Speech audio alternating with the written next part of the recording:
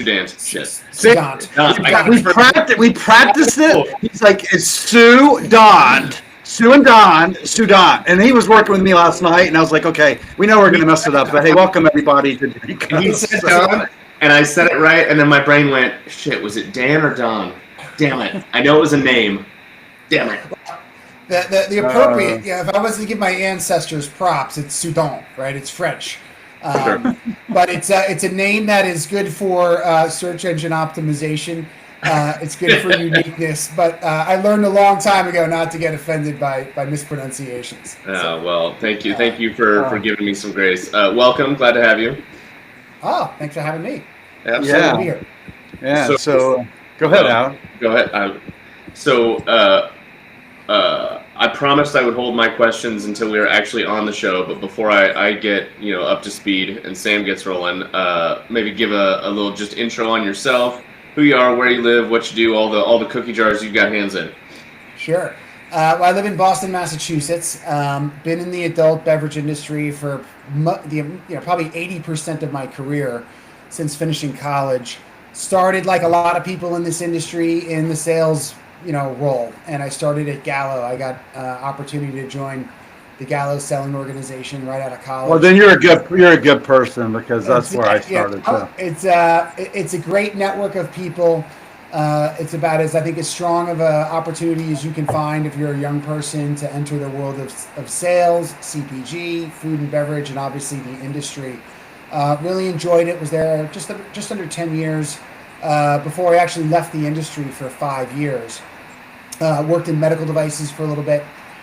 Went back to graduate school here in Boston at Boston University, where I studied strategy and I studied data analysis, which is two things that I feel like we can never get enough of in life. Talking about strategy, and the world only has more data sloshing around today than ever before.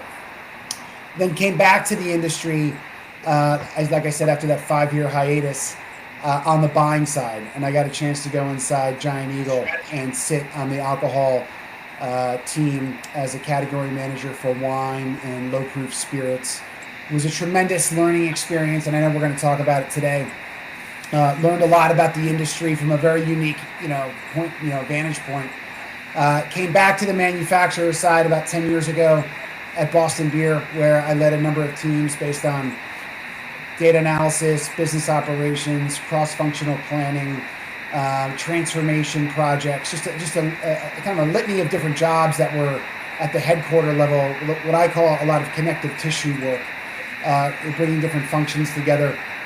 And then since then, I've worked at a startup, Down East Cider, running the brand team there. Oh. And then for the last year or so, been doing a lot of different consulting projects that have kind of come to me in very different and unique ways. Did he capture your interest on startup or the company? Well, no, I literally, there's a bar a mile from my house, so I walk there. I had a Down East Cider on my way home last night. It's just funny that you mentioned them. Yeah, what flavor did you have? The original, man. That's the only cider they have on tap, and I'm so glad it's not, no knock to those who like it or those who make it. I love it, Magners, Strongbow, Bulmers, those are my top choices. But if you don't, because those are a little harder to find, if you don't have those, I like it Down East. I'll also do local stuff. I'll do number 12 from here in Minnesota. RIP, they're closing down. But I like just an unflavored, just a straight apple. I don't need peach. I don't need strawberry. Just a standard apple cider. Man, we need to go after some sponsorships eventually, Adam. So that's on your things to do. Go get us some sponsorships. Yeah, it's interesting. We could talk. I mean, cider is a resilient little segment of the industry that is very unique. But small companies, large companies, everyone's trying to do the same thing, which is bring consistent products to market that meet the consumer's needs, that distributors can get excited about, retailers can get excited about. And how do you keep the main thing, but also have other seasonal releases or line extensions, to grow the brand, increase occasions, etc. And then the other thing I've been doing, just as I kind of wrap up my bio here, been teaching classes at the University of Massachusetts at the business school, the Manning School of Business. Professor Sudan. Professor. Or as one of my students calls me, Professor S. They know better than to just try to pronounce the name. But it's interesting, I think a lot of times people, we get our undergraduate degrees, or maybe we get some master's degrees or something like that, and we stop, right? Right. Going back and teaching for me has been, I'm taking the course too, I'm taking the course along with the students, and I taught a class in change management, taught a class in sales, and I'm teaching a class right now on strategy. And what I love about it is when you have to explain things to people early in their careers, or people who haven't even begun their careers, it forces you, we have all this experience, just how do you just get back to basics? Mm-hmm. And the sales class was particularly interesting as I, benchmarked my experience working with sales organizations over the years. And there's a lot of sales organizations. Every sales organization needs improvement in different ways. But it's been a great ride. I think the kind of cool thing for me the last year and change doing consulting is meeting new people, seeing, getting a different look at the dynamic aspects of the industry. And with LinkedIn and with Zoom calls and networking, it is really quick to expand your network more than ever. Well, yeah. First of all, you're always welcome to come on Drink Up. So we're open here. We're raw and real, as you know. Let's get into, you reached out to me a few weeks ago. You said, hey, man, I was a buyer, and I would love to talk about, what it takes, I guess, for a buyer to consider you as a brand, right? And we've been talking a lot about, how you make the brand, use consultants like Adam, myself, to bring the brand to market. But if you can't get past you, the gatekeeper, none of that stuff matters. So I guess, why don't we break it down a little bit from your point of view? When a brand shows up at your door, first of all, how does a brand get an appointment with a buyer, right? I mean, how do you even get considered, right? Because that seems to be a mystery with a lot of people.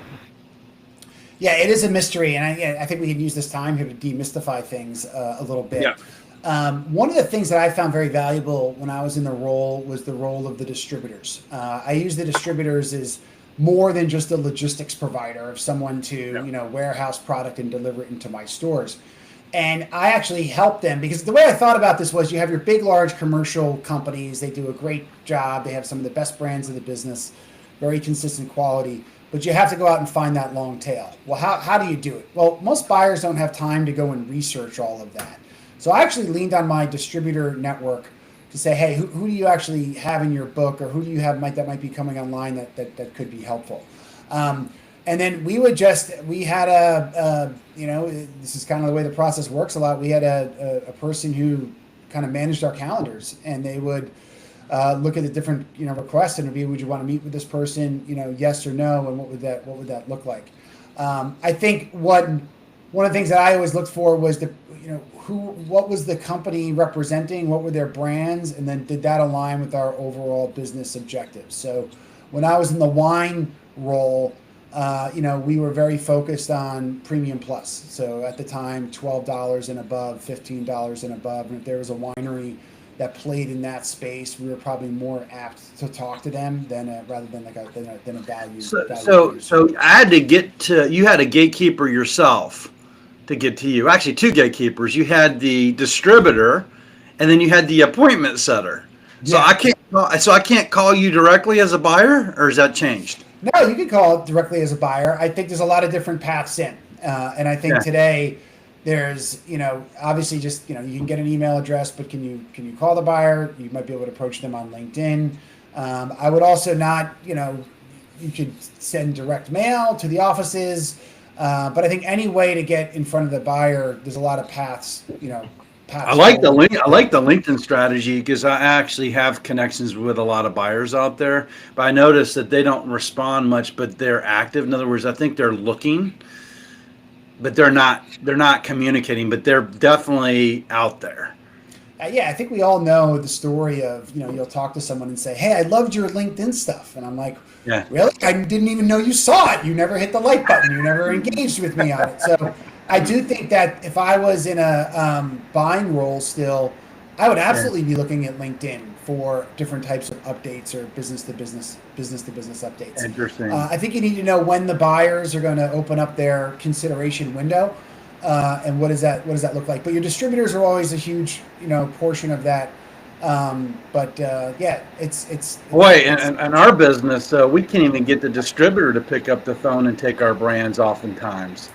I mean, I just heard yesterday that, and sorry, Southern, because I think you do great work, but up in New York, one of our guys was telling us that Southern is, releasing a lot of their long tail suppliers, right? And he's like, it's getting really competitive because the smaller wholesalers are picking up those long tail suppliers and they're kind of moving down the line versus moving up the line, right? Because obviously the breakthroughs and the Southern Glazer's Wine and Spirits are focused on their large guys a whole bit, so.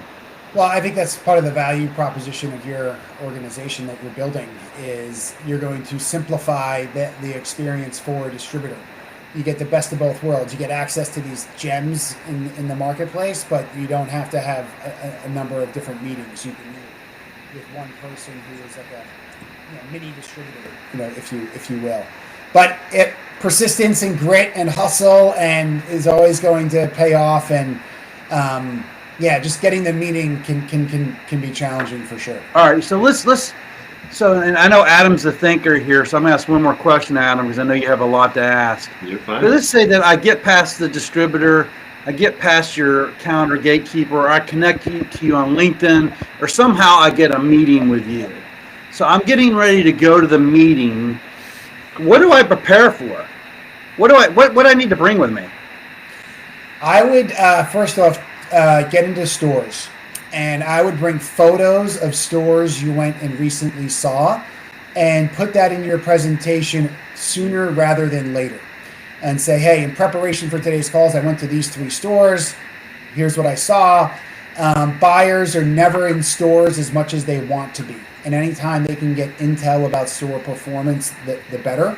I think it's funny sometimes people will fly into the headquarters and go into a buyer's office, and it's like, you did all this work, but you didn't take the hour to go to a store or 2. So that's one thing I would do from a preparation. I haven't heard that. That's new information, Adam. Have you heard that before? Take pictures of stores? Not that specifically. So I've known people to, like, for example, I'll pick on the Empire, right? Walmart.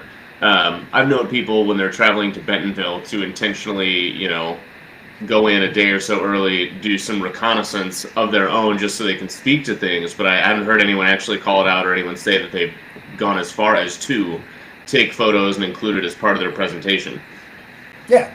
I think that you want to show that you're trying to understand what the retailer's trying to achieve. So if you were calling on me at Giant Eagle, 7, 8 years ago, and you went to our stores, you would have noticed we were making a huge emphasis on premium plus wines. We were putting wine stations in.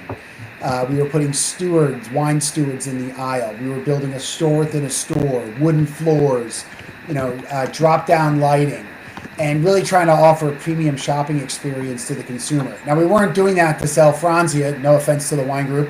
By the way, they were one of my favorite suppliers when they called on me. But we were doing that to sell $12 and above wines. So, help me do that. Help me achieve my business outcome. What am I trying to do? Now, this was against the backdrop that the leadership at Giant Eagle was all in on wine. They said, look, this is a strategic growth category for us. So we're going to give you a lot, Brian, to work with, but we're going to expect a lot in terms of market share growth. And how are you going to achieve that? Well, you look at the industry and you figure out where they are growing. So that's one thing I would think about is what is the retailer's outcome. If your product is in a growth segment, that's a good thing. You want to talk about the fact that you're playing in the part of the store that is growing. It's a naturally growing area. Rising tide raises all ships. Retailers. So you said growth segment. So are you talking about I'm from a $15 to $20 bottle of wine? That segment's growing at 20% versus 15 and below is actually declining. Bingo. 100%. I use the mutual fund analogy, right? That a retailer's wine set or beer set or shelf set, you're like a mutual fund owner. And all those different brands are like different stocks. And what you're hoping is that you have the right mix across the whole category that you're going to move forward, right? You're going to drive. Now, some of these brands are going to rock. some of your stocks are going to do really well. Some of the stocks are going to underperform. But you want to have that breadth of selection. Please don't talk about stocks this morning, but okay. I know. You got to, but think about it, right? If you're it's dissipating. I watch Costco stock. It's just one of the stocks I watch. They've done pretty well the last 2 days, right? If you exactly, yeah, it's funny. My friend Eric Martindale, I don't know, Adam, if you met him yet, you'll meet him eventually. But he talked about Costco, and Costco is absolutely. They're going to take price discounts, by the way, and we'll get back on to you. But they're taking price discounts. They're actually going to reduce their prices. So is Walmart. So, and from a buying perspective, so they obviously see something in a white space there to do something. Did you? Well, I think what they're sensing is they're going to get a lot of increased foot traffic over the next 30 to 60 days, just because of the news chatter. And then they really want to surprise and delight people when they come into their stores. You're like, wow, all right, this is good, and I'm going to come back. They're going to build some memory structure around the value that they offer. But no, I would go back. Like if we're talking about beer today, beer volumes are not growing, but non-alcoholic is growing, and it's opening up its pie. Now it's at 1 or 2%. There's a lot of discussion. Maybe gets to 4% of beer, 8% of beer. Does it crest over 10% by the end of this decade? Nobody knows. But if I'm the retailer right now, I'm riding that wave because I know there's more people going to that section, experimenting with that section. But the most important thing I would be doing right now, if I was a retail buyer of non-alcoholic beverages, is I would be tasting the product before I put it on the shelf. Because you have people that have never drank this segment before, and when they go to drink it, you want to make sure it tastes good.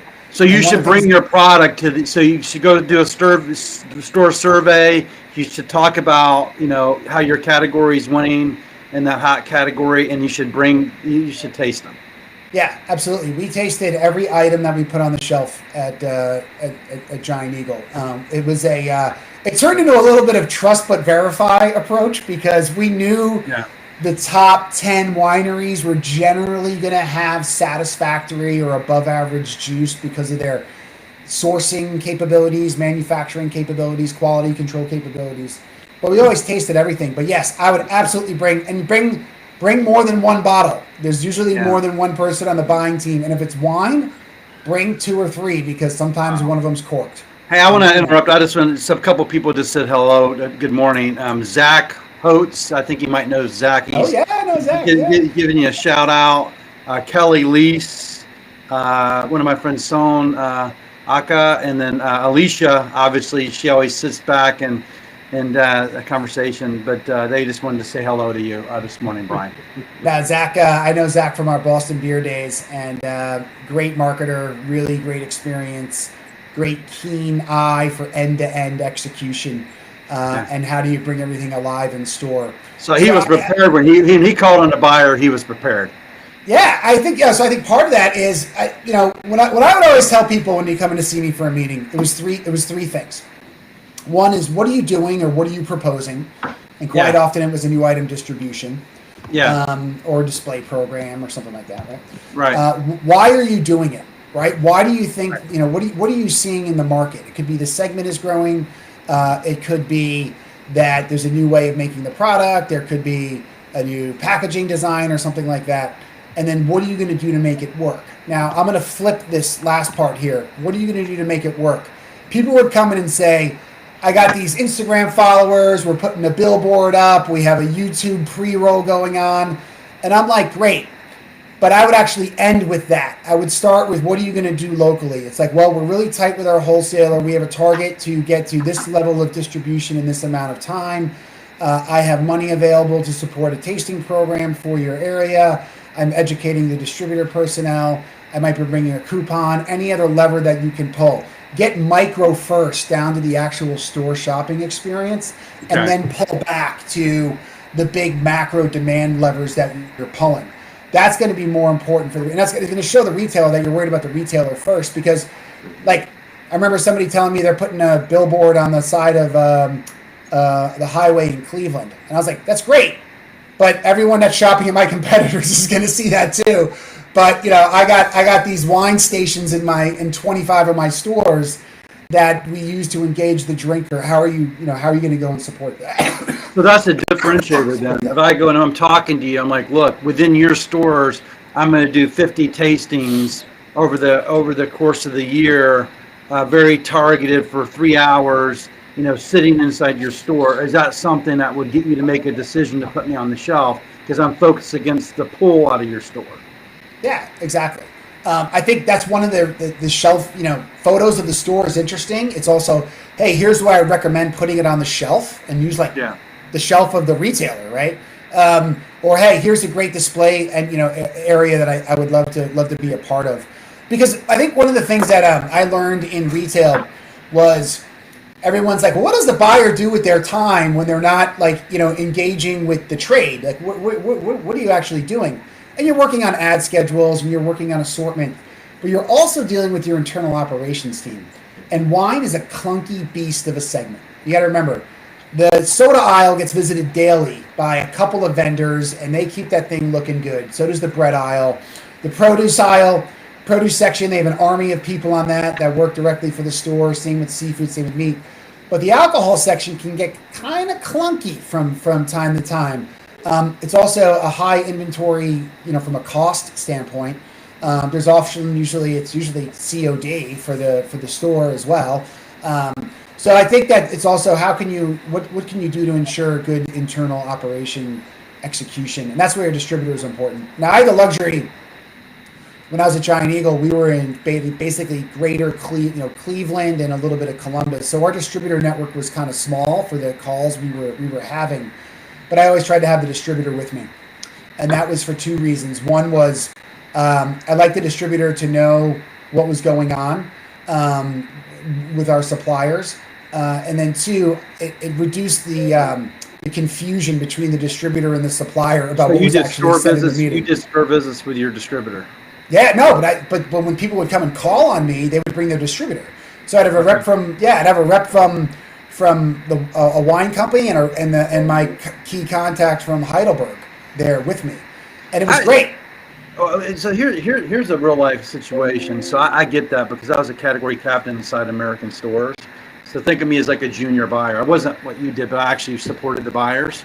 And I would go at every call that came in. But the gatekeeper was a distributor. So they would they would book the entire day, right, in American Stores. And then every half hour, there'd be a new supplier coming in to talk to the buyer.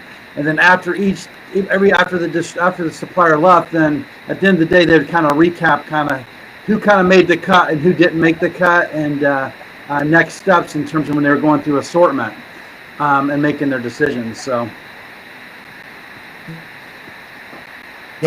that's it's a great service that the distributor can provide too, especially when you are going to do a big bang program where all of a sudden inventory needs change very quickly. Timing of ads are critically important. So there's a whole operational component. Once the buyer makes a decision, there's a blowback all the way back to the winery in California bottling things, right? Or the distillery or the brewery somewhere, right? They have to make things. It's like, good news, you sold the program. Now the fun starts, right? You have to execute it from an operational standpoint. So the distributors, I think, are important there. And I think, I probably spent more time in aggregate with my distributor contacts than I did with some of the largest suppliers that called on me. Interesting. So Adam, you've been thinking here. It's time for you to fire off some questions. He does research too. He has like 5 monitors up. And so he's going to deep using DeepSeek on everything about you. It's funny, Sam. Usually you're right, and this is no knock to any of our other guests, but this one's a little kid in a candy story for me, because right as the again, I mentioned this to Brian before we got on, the meat and potatoes ops guy. Like, so much of the conversations I have once we move beyond, okay. Again, the stuff that I do, and I enjoy doing, I don't mean to roll my eyes at it, but the vendor onboarding, or the very foundational stuff, right? Setting up your co-packer, understanding your COGS, that kind of thing. Once we move beyond that, inevitably the conversation becomes, well, okay, how do I pitch this successfully to a distributor? How do I pitch this successfully to a retailer, right? And again, not the guy that has lived that for any substantial amount of time, but I have several friends, Sam being one of them, Brian, you being a new one, who have told me, right? Essentially, tell a good story. right? Tell a good story, tell a detailed story, show them you give a shit, right? So on and so forth. And so I think for me, it's, you know, I sit here listening to you guys talk, and it's A, it validates what I think I know, right? B, it just makes me wish that, you know, all the brands I'm working with, because they're all hyper small and they're all asking the exact same question, we're sitting here with us, or we're taking your class, Brian, because it's the amount of, I think people try to your point with the billboard, right? It's a perfect example. I've got one brand that's like, yeah, we're looking at getting into Coachella. Why? For what? Cool. Instagram posts are awesome. Don't get me wrong. Cool. But like, to what end, right? Like, what good is that actually going to do you from a day in, day out sales, retailer relationship, distribution, blah, blah, blah. And so I'm just here, you know, in loving that I can soak this all in, because like I said, it tracks with what I thought I knew, and it only adds to it. I think if there's a question at the end of any of that, it's for selfishly, a lot of the brands I work with are, I'll use the polite term, pre-revenue, right? Yeah, we've gotten into that. They're broke, right? I love them dearly. If you're listening, you're out there, I love working with you guys, and you pay your bills on time. But in the grand scheme of things, I think we can all agree you're broke, right? So I love you. But the question then is, for those folks, obviously they don't have the funds, they don't have the time capacity, the bandwidth, the labor, whatever, to do everything. Meaning the in-store samplings, meaning to fly out ahead of time and be around at all the stores, right? So if I can ask the difficult question of, for a brand, Brian, if you're educating someone or you're consulting and they're that size, they're very green, there's one thing, like, hey, do this one thing, right, to help to have a fruitful conversation with someone like yourself, what would it be? Stay probably more focused geographically than you want to early on. Right? And like, so like, go win in Atlanta before you worry about Charlotte. Right? Go in, you know, go, and then that way you can do all, you can kind of do everything right, and then you get your proof of concept. It's like, somebody told me once, like, you know, food and beverage, it's a little bit like politics. It's all local. It's what do you have available? Like, think about your shopping trip. I don't make any decisions buying something. I live in Boston. I don't care what's going on in Rochester or Detroit. No offense, or Pittsburgh, right? I'm going to walk into my store or my local restaurant, probably within a 5-mile radius of where I live, and I can only buy what I can buy, right? I can't buy what I can't buy. I'm only going to buy what's in that store. So right. I would think about, how do you win locally and do everything the right way before you think about scaling. Yeah, we always say go an inch wide and a mile deep is a big thing. And when we talk to founders, we're like, okay, like we have this tequila brand, and they're really focused in Sacramento. And it's like a $150 to $200 bottle of wine focused in Sacramento. We have another one that's in Houston.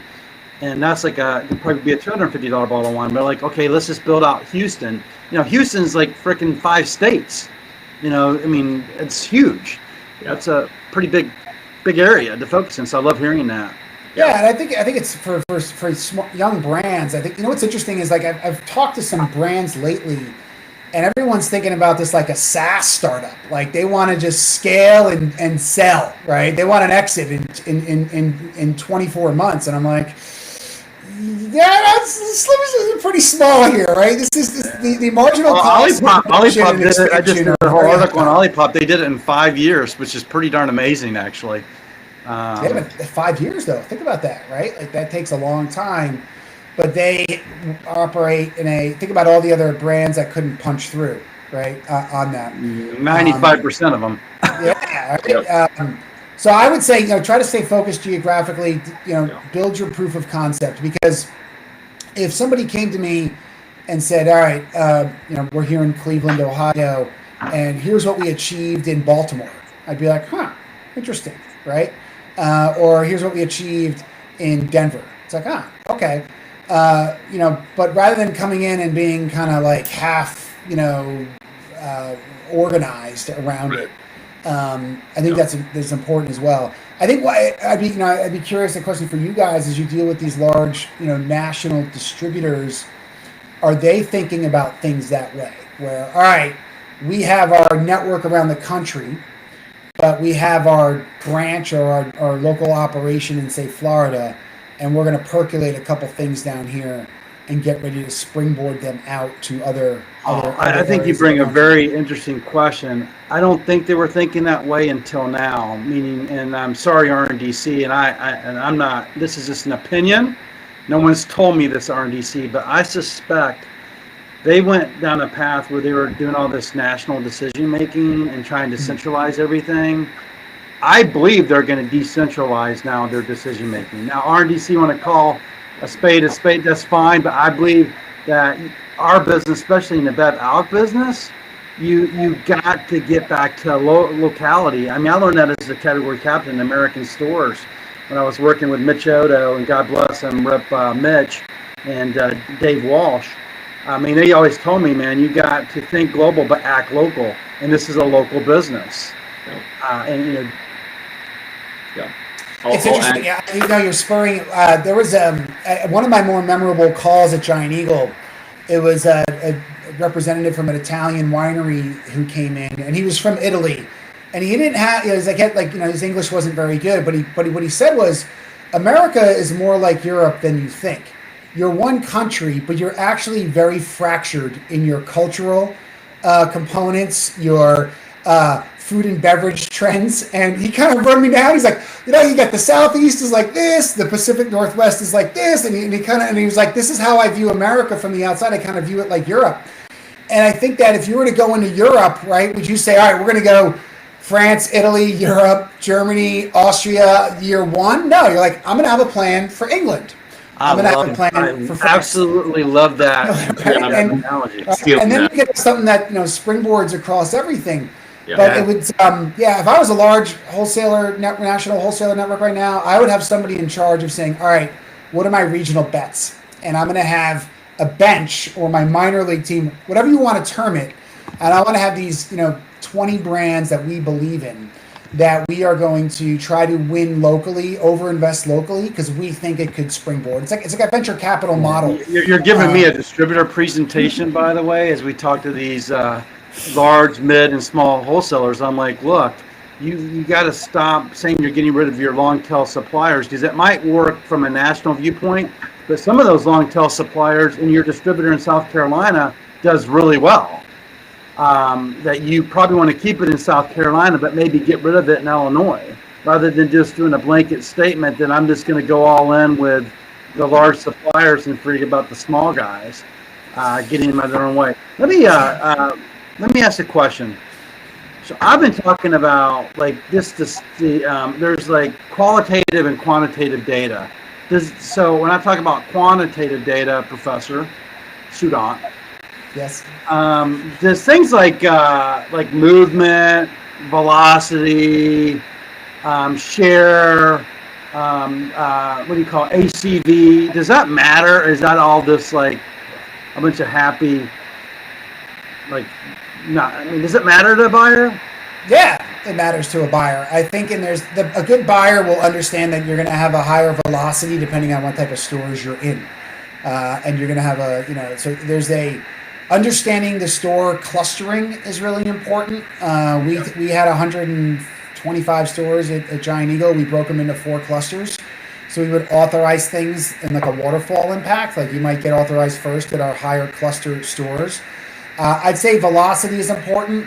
Change in velocity is really important. So are you growing or increasing your sales per point of distribution? And I think a lot of times you'll see, oh, we're growing. It's like, well, you're in more outlets, but you're actually going back to that mutual fund, approach of the shelf. Are you actually being more productive in the outlets that you're in? I think if you have a specialty item, especially at the high end, you want to be very cognizant of where the product is being placed in a retailer's shelf set. So, does a retailer care about opportunity gap analysis? In other words, if I went and looked at it and say, okay, I'm going to look at myself versus Tito's, that's my benchmark. I'm only in 5 of your stores. You correct me, please, but my VPO per outlet is 10 versus Tito's is 5. But they're in 100 stores and I'm in 5. If you got me in 100 stores, I'd outperform Tito's. Does that resonate? Do they believe that math? Yeah, I use gap analysis a little more like the sub-segment level. So I used it this way. One of the things I looked at when red blends were hot, right? So when Apothic was popping, Menage a Trois was popping. I was saying, all right, what is the percentage of our $8 and above business that's non-mag, right? So not, back out all your, Barefoot and Sutter Homes of the world. What was our percentage of red blends? And I wanted that to be a higher share of the pie of wine than the rest of the market. Because I was like, red blends are growing. I want to make sure if I have a larger chunk of that growing segment then I'm going to actually have it.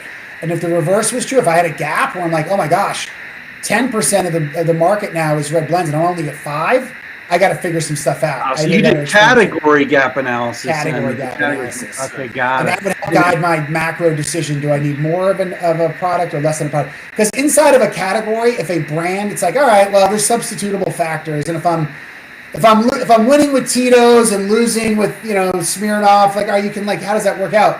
But if I'm losing in vodka and vodka's growing and I'm not growing, vodka, the rest, that's a bigger concern. And then it helps drive some segment decisions. So that's where it's important to understand the segment you're performing in and how that is performing at the specific retailer. So I'm going back to the and I wrote it down. I'm absolutely stealing it. The Europe to U.S. comparison of being in Minnesota and Iowa, fine, it's easy to think I'm going to be in 2 states, but you wouldn't be in Ireland and the UK, right? So my question for that, and I've seen this happen in past lives, and it's going to end up happening with some of the brands I'm working with. It's a conversation that the writing's on the wall for. Alc or non-alc, right?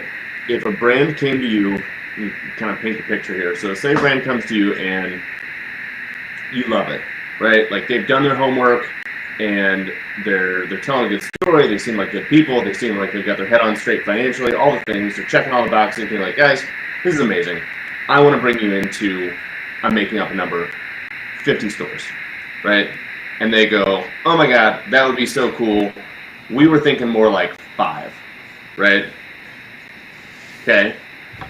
Is that, how do you, obviously from an ops guy perspective, right? I applaud them for knowing where their line is and not biting off more than they can chew, such that they upset you and take on more than they can comfortably accommodate, right? But from your perspective, what's the best method for them to be able to handle that conversation, if that makes sense, right? Yes, I just want to make sure I understand. So the manufacturer is telling the buyer, we want to be in less stores than you're thinking, right? Is that...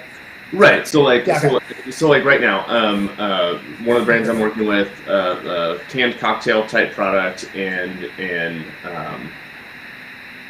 from what they've told me, and again, I'm not involved in these conversations, but from what they've told me, they typically get fairly positive responses. Or Past Life was a non-out company that large retailer said, hey, we want to bring you into 40 DCs around the country, right?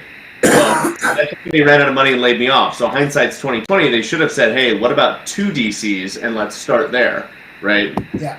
So if they're intentionally being a little conservative for the sake of incremental growth and stair-stepping their business, which again, in some ways I applaud, but from your perspective, what's the best way to handle that conversation?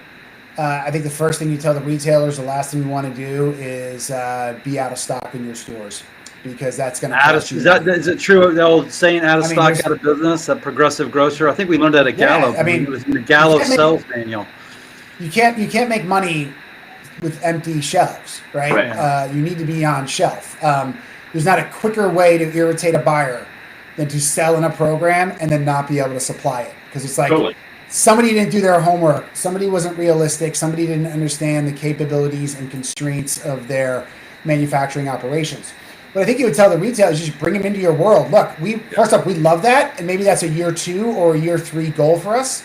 But I think it's actually, I want to execute at a high level, keep you in stock, And let's talk about getting into the accounts where we're going to be able to post the biggest wins and where we can support you the best.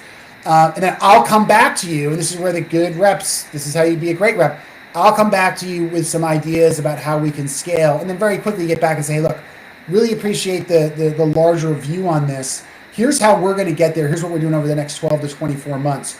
But the last thing I want to do is be out of stock, because that'll just retailers remember a lot of things.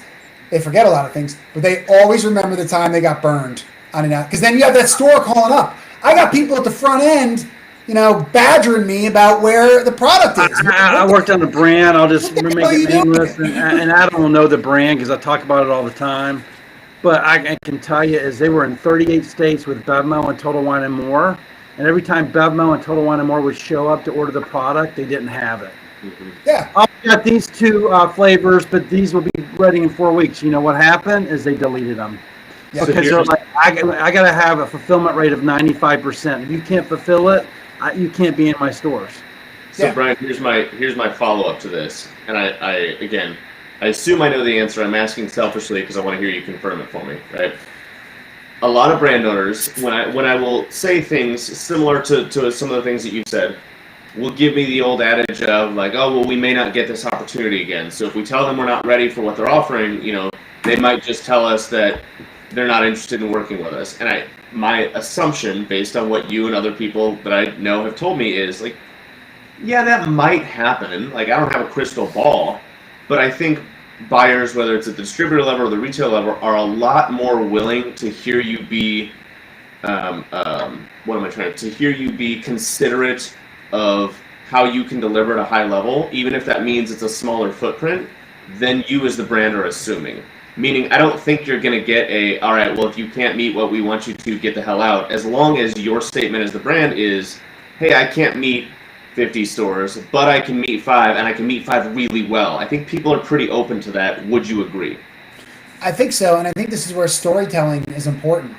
Hey, look, before Boston Beer owned a brewery in Pennsylvania and Ohio and in Delaware, they were a contract brewer somewhere. Pittsburgh Brewing Company, right? Yeah, exactly. So I think that's part of the story is like, look, hey, we're new, we're growing, we're scaling this thing, but it's a capital intensive business, and we have every dollar we make, we're going to reinvest back into this business, but we want to be able to supply the market appropriately, and we want to be able to, when we just think about going back to that micro story, right?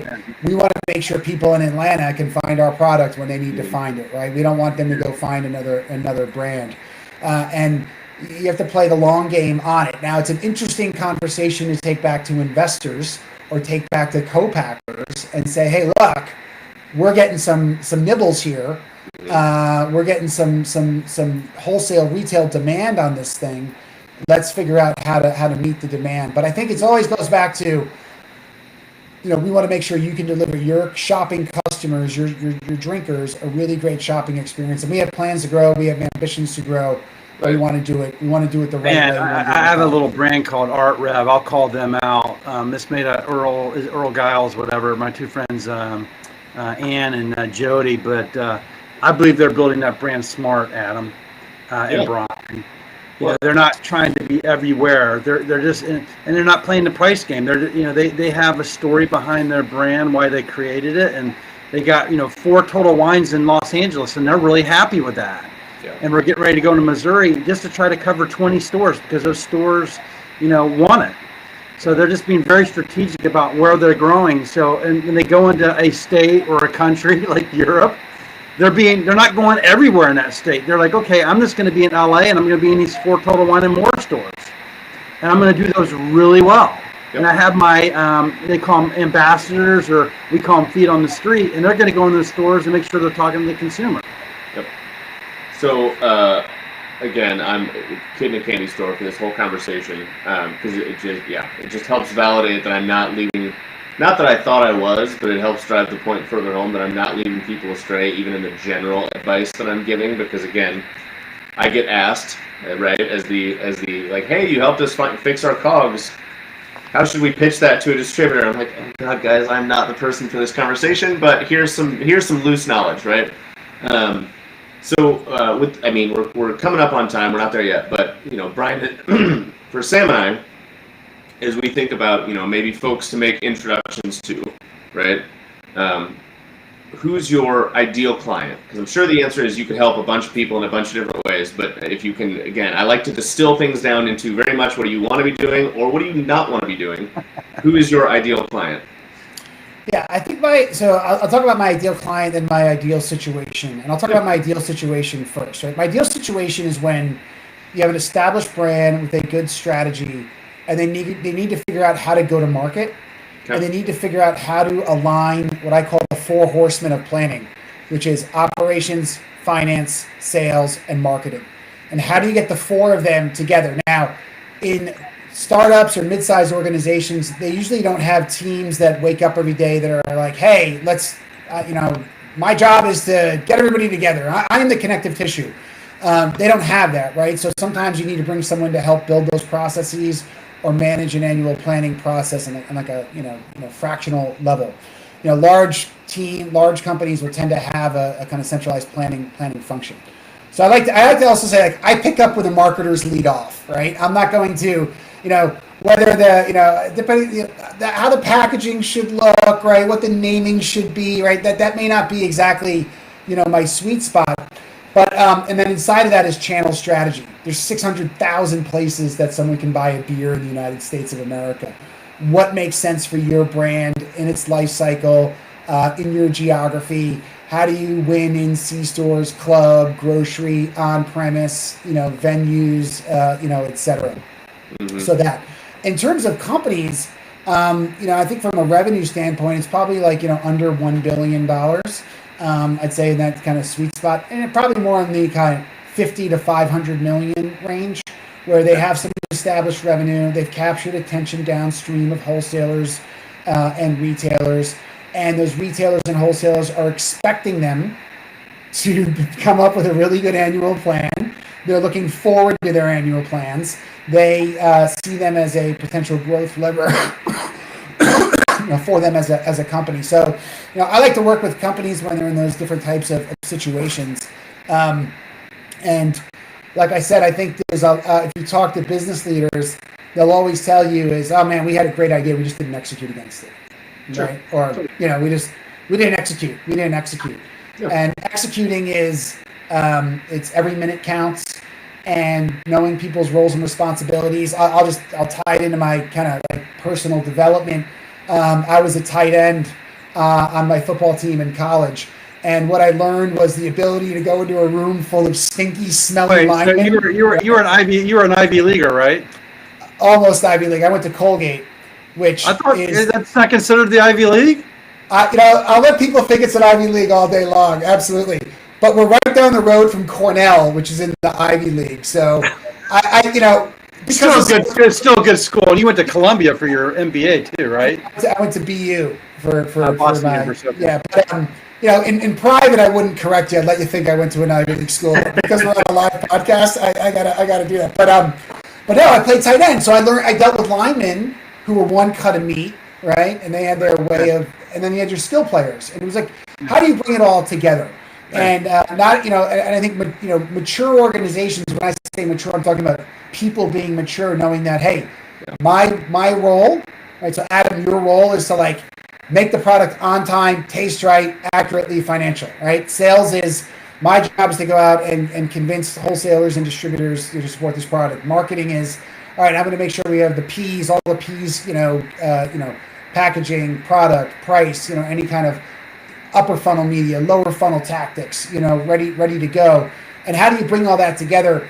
And sometimes you need someone that's a little bit like Switzerland in the room, who, doesn't have the vested interest, but is trying to guide the organization to an outcome so they can, achieve their business objectives. And I've been on roles like that it's nice when you don't really have a dog in the fight, but you're really focused on the outcome. So I can do that in a smaller couple day session. It could be a longer embedded project. It could be ongoing coaching to somebody from a leadership perspective. But, I always find just getting people in a room, sitting down with a finance person and being like, tell me what the sales organization does well and tell me what they don't do well. They usually won't like to say that directly to a salesperson's, face, but they're more than happy to talk about it. And they often have really good suggestions on how to make that relationship flourish and work better. So would I think of you as like a mediator a little bit too? Yeah, a professional therapist. How do people find you? A cross-functional therapist. Find me on LinkedIn. That's kind of my home for interacting with people, posting my ideas and thoughts. Brian Soudant, Soudant. Yeah, and we'll put it in the final script when we actually publish the. Thanks. I have a website too, Soudant Consulting Group, which is currently undergoing some maintenance, so it's offline. But I always tell people, if you want to know how I think, go to LinkedIn. I post daily my thoughts of the day. And by the way, we might have to have another session. We haven't even got a chance to talk about tariffs. We have 9 minutes to talk about it. We talked about it a little bit about the stock market and the impact on them. You were talking about that last night. Let's just first of all, let's transition that for a few minutes, and I'll give you some closing. But we were talking last night on due seriousness, and I think you mentioned to me something about why the market's doing and why Trump is doing what he's doing. And it's not a political discussion by no means. But I read an article on Rolling Stone. Basically, you were saying something like reset the markets or something, or yeah. This is a very incendiary issue right here. I don't think anybody was likes waking up and seeing these stock market declines, and no matter how the stock market performs, there's always somebody saying it's great or bad or criticism. Right? So, but I do think that international trade policy and international monetary policy is incredibly complex. And if anything out of this, you might have a big chunk of the citizenry, we're going to get crash course in all of this. And, how does international trade work? How do tariffs work? History of tariffs. What does that look like? I can't imagine that the outcome here is to crash the economy. I think it's implementing some structural change. And it's change and comfort don't come at the same time. And I think we're finding that out. I think as it relates to the industry, it's an ever-changing dynamic situation, and some people are going to be more impacted than others in the industry, right? Costco is dropping prices. I'm not sure how that's going to relate to alcohol, but the general public in alcohol, they may just, I'm going to move to this product, I'm going to move to that product, I'm going to trade up, I'm going to trade down, I'm still going to get what I need to get. But it's going to be interesting, anybody that's in the import-export business. They're probably getting a crash course in all this stuff right now. But, I think it's there's a lot of smart economists in the world. There's a lot of stuff written on this, and I just tell everybody, there's hundreds, if not thousands, of angles to any story, and just see what it says. But globalist, international trade policy. Not something I thought a lot about, but I would go to sleep at night and wake up in the morning, and now we're all, getting a crash course. I'm assuming you're talking about that in your classes that you teach. So you teach over at what university? University of Massachusetts? Yeah, at the University of Massachusetts. So the University of Massachusetts is the flagship, system for the state of Massachusetts. There's 5 campuses. I teach at the Lowell campus, which is the Manning School of Business. Great. Really fun opportunity. It was something I got asked to do about 5-6 years ago, and the timing wasn't right. And I had some free time and taught a class on change management, which was fascinating. A class on sales to undergraduates, and I'm teaching a class on strategy right now. We're actually studying. We're studying right now. We're studying Rao's pasta sauce. And the acquisition by Campbell's, and how they took this commodity aisle of pasta sauce and are now selling $7-8 jars of pasta. Really interesting from a premiumization standpoint strategy, but also Campbell's from a acquisition and diversification strategy. Later on this semester, we're going to be covering off the Beam Suntory merger as a case study. Interesting. We're happy to come on. I did one with a guy from Pepsi. He was teaching a class like you, and they were talking about marketing and basically put an assignment on this class where they'd actually come up with a marketing plan for one of the brands I was managing. So we did the whole they did the intake with me. Then at the end, I came back to the class and they presented their plan to me, which was really interesting in terms of what they would suggest we do with the brand. And there was two of us. I was a brand and another person was a brand. So if you ever need Adam and I to come in, we're happy to be your assistant profs. I would love that, and I think anybody listening or watching is, if there's ever anything you're interested in doing, your local university or local community college, they're always looking for guest speakers, and a cold email into a professor or a department head there, introducing yourself. I think they're always looking for how do you bring what you're teaching in the classroom to the real world, but also the source of ideas that come. I mean, Gen Z. It's amazing what they come up with in their perspective on things. It's that youthful, exuberance and the youthful creativity that can come out. And I think just being connected to them, for me, is. Adam? Did you just miss Gen Z? What are you? What gen are you? Oh God, I think I'm. I'll use the phrase elder millennial because I'm 30. I'll be 36 this summer, so I'm just the tail end of being a millennial. Yeah, you're a pretty hardcore millennial. I'm a proud Gen Xer. It's interesting. You have this it's just because of the way the bottom of the baby boom. I made the bottom of the baby boomers, so we got representation here. So we need to get a Gen Zer on for a future podcast. But it's interesting. There's this Gen X Gen Z alliance in a sense, because it's Gen X's kids are mostly Gen Z, and then you have it's interesting how these different generations come together. Gen Z's view on alcohol is very different, right, than previous generations, and you read a lot of the negative things. You got to come back on that. Yeah, let's do it. I can. You got to come back on the podcast. Yeah, let me scrounge up a Gen Zer, and let me scrounge up a Gen Zer, and we'll come back on, and we can talk about. The world of food and beverage. Yeah, we'll interview the Gen Zer and we talk about you a lot. Yeah. Well, I think we're getting delayed between each other. Sorry, go ahead. I was just saying, even just the it's something I tell my wife all the time. Obviously, I don't hang out with a lot of 16, 17, 18, 20-year-olds these days. But yeah, I mean, even just having somebody on and going from your perspective on the world, what does commerce look like? What does buying things look like? There's no right or wrong answer. I would just be fascinated to hear what they say, right? It's interesting, and it's definitely a conversation for another call. But how do you explain social media to a buyer, from the lens of Gen Z? And you have to really just get into use cases. And here's how we're going to go about doing that.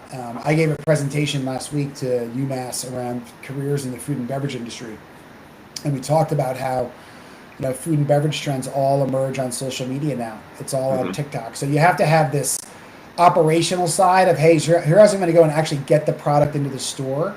But you can use social media in a very low-cost, local strategy to be effective.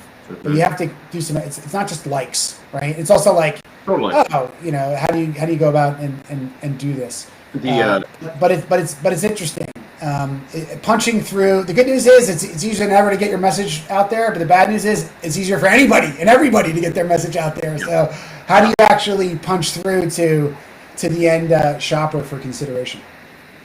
Yeah, and again, you're spot on. It's a conversation for another day. But there's a couple of gentlemen that I've spoken to that I met on LinkedIn several years ago that have become friends, who will talk about exactly that of likes and celebrities and influencers and all that's fine. But when you think about taking social media, and this is my wife's world because she was in digital marketing for 15 years, but you think about taking social media and the connection between that is totally lost on me, and I'm trying to educate myself, but the connection between that and your marketing and sales funnel, top of funnel, bottom of funnel, how you move people through the funnel, all through your digital media, digital marketing, right? It's Greek to me. It's fascinating, right? But it's wild the amount of, start this, stop that, spend here, don't move, a video, not a video, right? I'm like, I'm confused, right? But I think there's, to your point, there's definitely a world to have that conversation and not become the crusty old guy that doesn't understand it, right? Yeah, it's I think you have to have a plan and execute against the plan. It's like any other part of your go-to-market strategy. So I think for social media, you have the right pillars of content that you want to communicate. How do you evaluate its effectiveness? And stay on target. I mean, the good news is you can zig and zag on social media. The bad news is, gosh, you can get off your message really quickly. How do you hyper-localize? And then there's different things you can do from a spending standpoint to boost your visibility, boost your exposure. How do you go about creating content?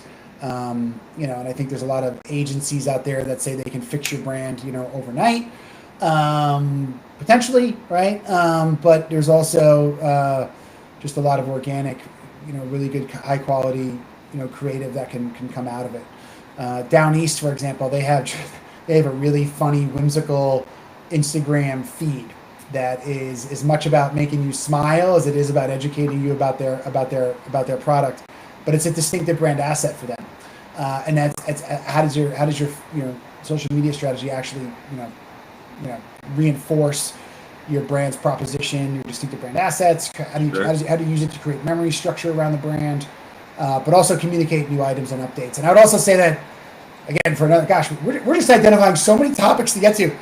The other thing is the value of first-party data. We're picking the next podcast for the next 2 months here, but this is good. It's like, but there's also the value of how you're capturing first-party data, and that is just, it could be phone numbers for texting, it could be email addresses for emailing, but just ways to, have that one-to-one relationship outside of a social platform. So.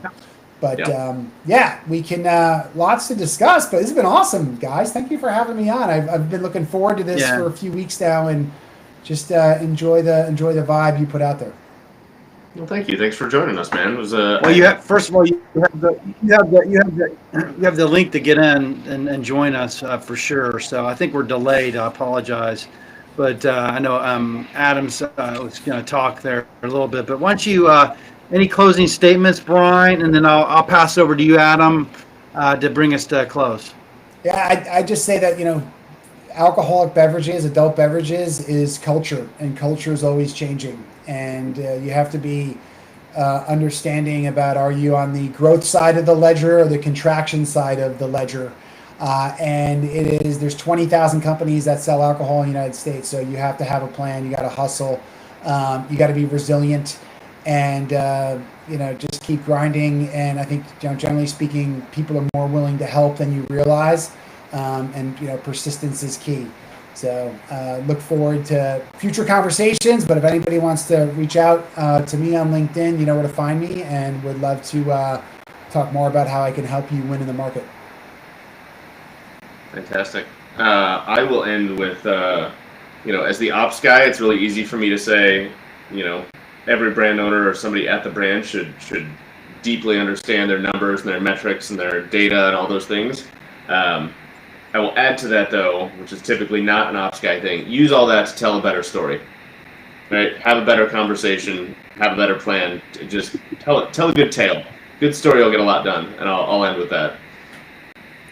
That's great. Well, thank you, Adam. Thank you, Brian. Thanks for everybody for joining us today. We'll actually have the actual podcast shared momentarily following the live session. But thanks everybody for joining us, and have a happy Sunday or Saturday. Sorry, I'm a day ahead of myself. Thanks everybody. Thanks everyone. Bye. All right, and it just there we go. Brian, say goodbye. Yeah. I don't know if he got his thing. He has to come back on.